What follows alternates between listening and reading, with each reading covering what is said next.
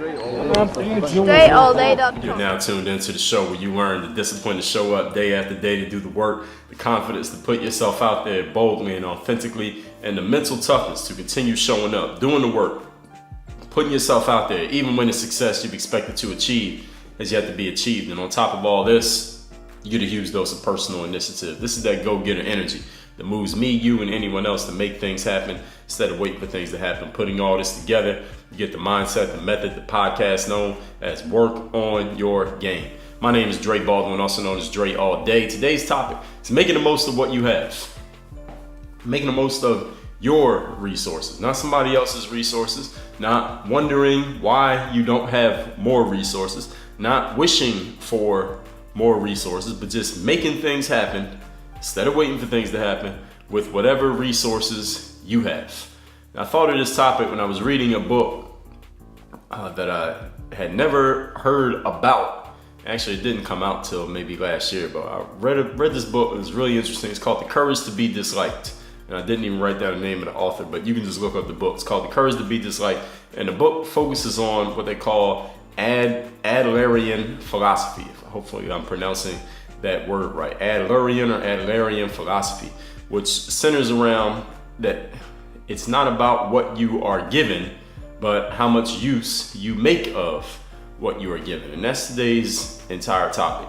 And the reason why this topic is a topic is because, in addition to me reading about it and being intrigued by it in this book, is that a lot of us, especially in the sports world or any realm in which people are competitive, and I think a lot of people who listen to a show called Work on Your Game, you probably have some competitive, what's the word that I'm looking for here? Some competitive instincts, we'll just call it for lack of a better term, within you. And we look to our left and to our right, in front of us and behind us, above us and beneath us, to see what other people are doing, to see how we measure up. How many views are my videos getting as compared to this person over here? Or how much money am I making as opposed to the person in the office across the hall? How many points am I scoring as compared to the person who's ranked in the top 10 in my class? We're competing with other people based on what they have or what they're doing, or at least what we think they have or what we think they're doing, and then comparing it to what we have and what we're doing, and then we know where that goes. We know what happens when we can spend too much time comparing. As the saying goes, compare and despair. But what we're talking about here today is having the mental discipline and the emotional discipline and even the physical discipline to put more focus into using what we have and doing what we need to do with the resources on our hands, rather than comparing where we're at or what we're doing or even what we've accomplished with that of other people. And this doesn't mean that you don't compete. It doesn't mean that you don't want to win. It doesn't mean you should stop striving to be the best. But at the same time, you need to understand, you need to come to an understanding in your mind, emotionally as well as logically, that the resources that you have are what you have. And what you're working with is what you're working with. It doesn't make sense to compare that to another person. But before I step on my points, let's get into them. Point number one, today's topic, once again, making the most of what you have. Human beings are 99% equal. Right? 99% of us. You look at yourself, look at the person next to you, look at a person who you think is completely different from you. 99% of us, we're exactly the same. Our bone structure, the way our eyes and hands are placed on our bodies, the way our legs are coming out of our hips at the bottom and our feet are at the bottom of our legs, where our heads are at the top of our bodies, the way our arms go out to the side from the shoulders, the way that we have, for the most part, 5 fingers on each hand. We are 99% equal. Even on the inside, the stuff that most of us never see because we're not doctors or scientists, 99% exactly the same. But that 1% difference between people, that's what many of us focus on. Basketball players complain about their height, or they lament. They lament the fact that they're a certain height, and because of that height or lack of height, that they may never get certain opportunities, or they worry that because of that lack of height, they may never get certain opportunities. Some women are seen as naturally beautiful or more naturally beautiful than other women. Therefore, they're getting certain attention that other women are just not getting. And I think some women have a problem with that, whether they speak on it or not. Some of them are brave enough to do so. Many of them do not, but they're thinking it. Some of us are born into stable families who have attentive, educated parents, and others are born into unstable home lives and don't even know both parents. And we know the studies show the people from that former group usually end up doing better on average than those from the latter group. Doesn't mean it's impossible for the latter group, and it doesn't mean it's guaranteed for the former group, but that's what the stats say. Your situation, down in the details, we know that 1% can be a huge 1% difference between you and the next guy and you and the next girl. We know that, right? Because most of us don't think about, for the most part, we're not walking around thinking, damn, that person right there, just like me. That person right there, 99% exactly the same. This person here who I hate and I think they're just a complete idiot because they don't understand anything, they're 99% just like me. Most of the time, we're not thinking that, right? We're thinking about that, the huge amount of difference contained in that little 1% that makes each of us unique, because we all have a completely different situation. We all come from different places. We're all going different places. We all got different resources at our disposal. We all have different lacks. Nobody has completely everything. The person you think has everything is missing the very things that you take for granted. And the things that you think you're missing are the things that that person takes for granted. That little 1% difference between people is a huge, it's like the size of the Grand Canyon. The gap between one person and another, just using that 1%, because that's really the only difference between all of us. And all of that leads us into point number 2. That's what all that means. The reason I'm giving you all that means this. Point number 2, today's topic is making the most of what you have. Comparison is a tool of the foolish. And then I said Dre Baldwin-ism. So if you quote that, make sure you credit me. Comparison is a tool of the foolish. Why? Because your circumstances are unique from that of others. Yes, it is true that somebody else has more than you. It is true that someone else got a head start that you didn't get. It's true that someone else knows a whole bunch of people and has a whole bunch of people knowing them it's not because of them. It's not because they did any extra work. It's not because they're smarter than you, more talented than you, better than you, and they don't even have more potential than you. They may be worse than you in all of those areas, but for whatever reason, they're going to get more opportunity than you got just because. All right, just because something about that 1% difference put them in a space that you will never be in. I'm not here to tell you that is not true. I'm here to tell you that is absolutely true. Even knowing this, accepting this, you probably already knew this before you heard it here today. You're probably thinking of someone right now who that 1% difference is putting them in a favorable space compared to where you are, and you might be hating a little bit. All right, you might be annoyed a little bit. You might be pissed off a little bit. You might be upset a little bit about the fact, maybe not even a little bit, maybe a lot, about the fact that this person is just, they start the game on third base and you got to start, you're not even at home plate, you're outside the stadium. All right, you can't even get in the game. All right, to watch or going to play. They're on third base. And they don't have anything. They haven't done half the work you've done. They haven't created the relationships you've created. They have not put the time in that you've put in. They're not as focused as you are. They don't even have your talent. They don't even have your potential, but they're on third base and you're outside the stadium trying to get in the game. They won't even let you in the parking lot. Despite all of that, what I'm telling you is that comparison is a tool of the foolish. Comparing that person on third base to yourself, only foolish people would do that, because your circumstances are unique from that of others. The race you're running is not the same as the race they're running. Like, you don't know anything about the race that they're in. You may think that you know because you see what you see on the surface, but again, look at yourself. Look at yourself in the mirror, and then think about the way that people perceive you. Think about the way that people talk about you. Think about the way that people talk to you, the way that people respond to you when you're out in public, or you're hanging with your friends, or even talking to people in your family, or your coworkers, or your teammates, or your customers, or your boss, or your supervisor, or anybody who you deal with on a consistent basis, or people that you just run into randomly. Think about the way that those people respond to you, talk to you, and deal with you. All right, think of what they see when they're looking at you. You got it? You thinking about that? Now I want you to think about what's really going on in your life. Think about what you're really thinking. Think about the problems that you have that none of those people know about, and they probably never know about. Think about all the stuff that you've been through and had to do and had to sacrifice and had to change and had to think about and had to just deal with to get to where you are right now, as compared to maybe what people think about how you got to where you are right now.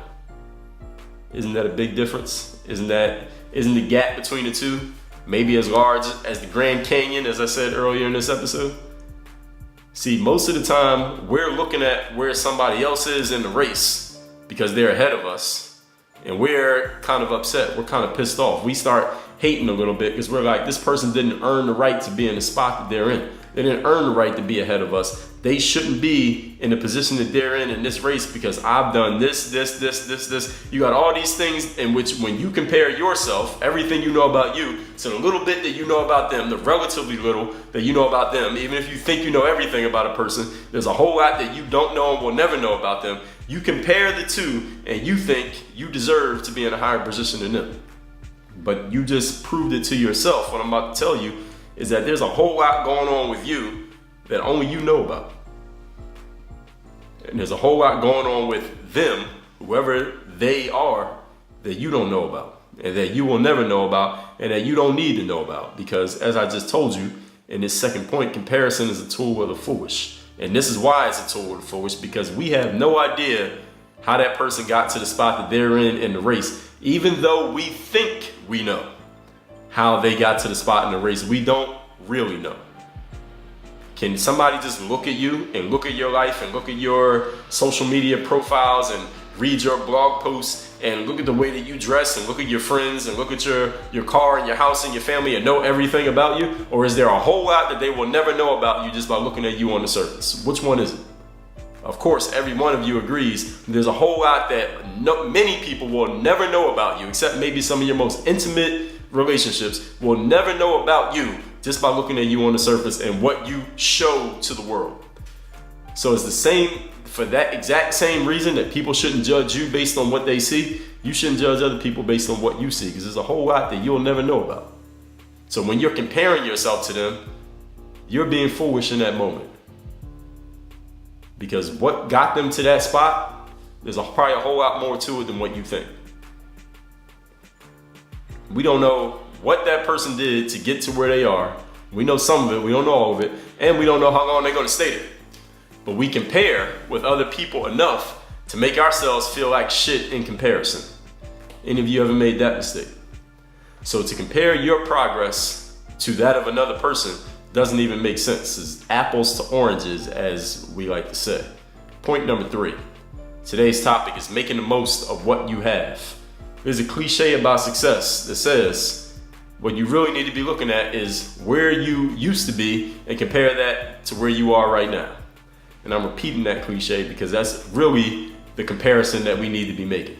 This is really about, ladies and gentlemen, the discipline to not focus so much on where we are compared to other people, but look at where we are compared to ourselves, compared to our potential, compared to our goals, compared to where we said we would be.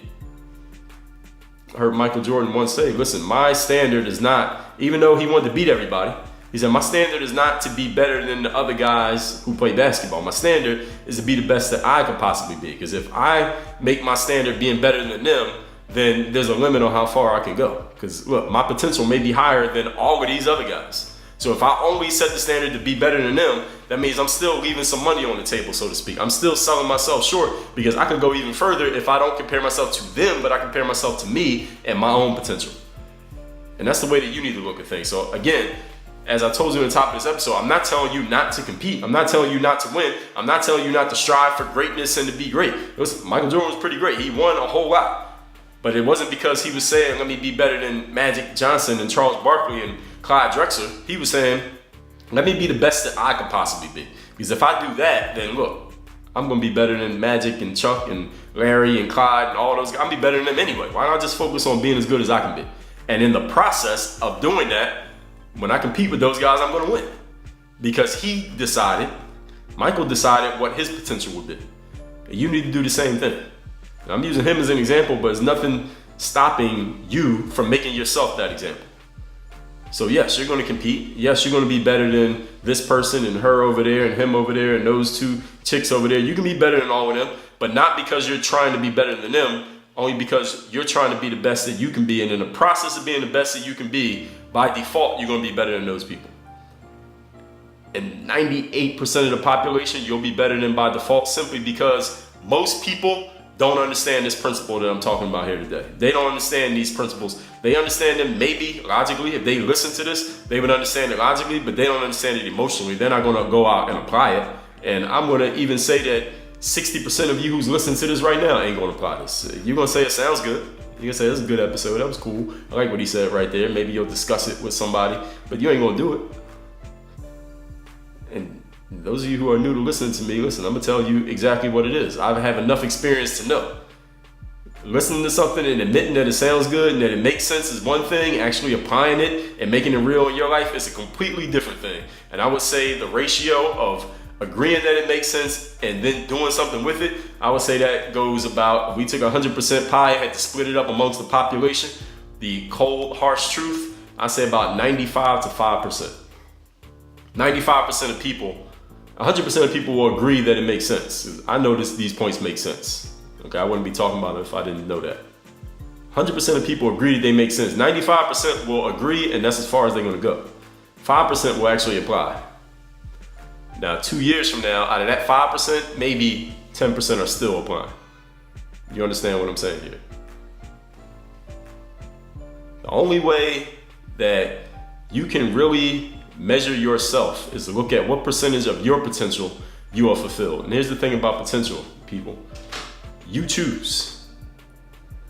You get to choose what your potential is. I told you the story. Michael Jordan said, listen, I just want to be the best that I can be. Who told him how good he could be? There was no book. All right, you can't go to the doctor and get a diagnosis of how good you can possibly be. All right, there's no fairy godmother out there that's going to tell you this is as good as you can be, so you need to strive to get to this level, and when you get there, stop because you've reached your potential. That doesn't exist. We get to decide our potential. Most of us never decide on our potential because we're spending way too much time looking to our left and looking to our right to the point that our neck hurts because we never focus on ourselves. You can decide how good you can possibly be. I heard Kobe Bryant say that when I get done playing ball, I want to be known as an overachiever. I want to be known as a person who squeezed all the juice out of this orange that I have. And any of you don't even have to watch sports. I think we can agree Kobe Bryant overachieved. He was very talented, yes. You could say he had a little bit of a head start. I mean, his father was an athlete. His father played pro basketball. So he had the teachings already growing up from the cradle. He had the teachings of someone who could show him how to play basketball. He was around it his whole life. So yeah, he started with a head start. Probably more than most of you will ever have in anything for basketball. But he still overachieved. He decided that he had a certain level of potential. He decided that his ceiling was at a certain point. Problem many of us have, in addition to not ever deciding on our potential, is that we don't work to raise that ceiling. We don't work, first of all, we don't know the ceiling, then we don't work to raise the ceiling. You know what, maybe I could be a little bit better than this. Maybe I could be a little bit better than this. Maybe I can go a little bit further. How can I improve this? How can I make this just a little bit better? How can I optimize this just a little bit more? Any of you who's a basketball player, you know that up until about, I don't even know what year this was. We'll say maybe about 10 years ago, maybe a little bit more, maybe a little less. It was conventional wisdom, especially up through the 90s, guaranteed that you would never ever play basketball in low top sneakers. Everyone agreed, you don't play basketball in low tops because why? It'll mess up your ankles, right? You'll mess up your ankles trying to play basketball in low top sneakers. But Kobe Bryant said, you know what? And it wasn't Kobe started wearing some low top basketball sneakers. He was the first one to do it. He pioneered this, and now it's a normal thing. Now you go to a basketball court, you see a bunch of people playing in low top sneakers. Why is this? It wasn't because Kobe said, I want to be a trendsetter and make people know that it's okay to play in low top sneakers because I have this scientific information that shows it'll be okay. He didn't know that. What Kobe Bryant told the designers at Nike was that, listen, I want the best possible sneaker that will optimize my movement and make me as quick and light on my feet as possible on the court. What do we need to do to make that happen? And someone came back to him and floated the idea, hey Kobe, we could possibly, instead of giving you a high top sneaker, we give you a low top. Because see, a high top sneaker, any of you look at a high top or a mid cut sneaker as they call it, a lot of sneakers now are mid cut, not even high tops. There's more material that has to go on there. That extra material that goes a little bit higher up on your ankle that has a weight, or it doesn't weigh a lot, but it weighs something, and that can quote unquote slow down an athlete trying to be as fast as possible, a guy like Kobe Bryant. So Kobe said, okay, let's do it. He asked some questions. Is there risk to my ankles to this if we go to a low top sneaker? And he got enough information that satisfied him to believe he could play in a low top sneaker without wrecking his ankles, and the rest became history. There was a Kobe shoe that came out that was low top, and everybody said, wow, you can play ball on low tops? And then the information was shared that, it's not even the height of the sneaker that protects your ankle. It's actually what's going on at the base and the back of the shoe, in the sole of the sneaker, that determines what happens with your ankles. It's not the height of the shoe. See, the conventional wisdom was the height of the shoe. The higher the shoe, the better your ankles are protected, but that wasn't true. See, that was just something that we thought we knew, but that was not accurate information. Kobe was able to, he's credited with, we'll say, breaking the mold. It was actually the designers at Nike that broke the mold, but he's credited with breaking the mold simply because he was asking a completely different question. How can I push this ceiling on my potential? How can I push it up a little bit higher? How can I make myself just a little bit faster? Now, mind you, this guy had already won championships, MVP awards, scoring titles. He was already in the Hall of Fame. But he said, how can I make myself a little bit better? How can I push this ceiling up just a little bit more? Most of us never ask such a question. So therefore, the breakthrough that Kobe was a part of never happens for us, because we're not even asking that question. We're not even saying, how can I take this a little bit further? How can I go just a little bit higher? How can I go just a little bit harder if that's what it takes for me to raise the ceiling on this potential? Again, we're on point number 3 here. The success cliche is looking at where you were and compare that to where you're at. And what percentage of your potential have you fulfilled? This question right here. If you remember just one thing from this episode, actually you should remember it all, but if you remember only one thing, here's the question. What percentage of your potential have you fulfilled? And who decides what your potential is? How do you know that's all of it? Staying with the theme of Kobe Bryant, when he got out of basketball, he did several interviews, because we know he went and he wrote a little poem / article that became a short film that he won an Oscar award for. I didn't much like the film, but that's besides the point. He won the award, whether I like it or not. And he would do some interviews because he's doing other things now. He's storytelling, and I believe he has a cartoon or a podcast or a book and all these other things that Kobe is doing. And one of the things that I heard Kobe say was that 20 years from now, or however many years from now, he said, if basketball was the biggest thing that I did, if that was my greatest accomplishment 20 years from now, that means I messed up. And it sounds great. I mean, it sounds very aspirational and motivational for people out there. But what I liked about it was Kobe was saying, listen, my potential is more than just playing basketball. He still has hopefully another 40, 50, 60 years to live in his life. He's like, look, my potential can't be completely fulfilled now. I only lived half my life so far. I got to be able to achieve some other things besides just this. I got all this more time to go. How can I raise this ceiling even more than I've already raised it? And this is a guy who already said he wanted to be an overachiever. And I think we would have to agree, in sports, he did overachieve. See, the only way that you can really measure yourself in this life is relative to your self-accomplishment, not relative to everybody else. Not absolute accomplishment compared to the rest of the world, but what have I done compared to where I was, compared to what I could do, compared to the potential that I have, how far could I go?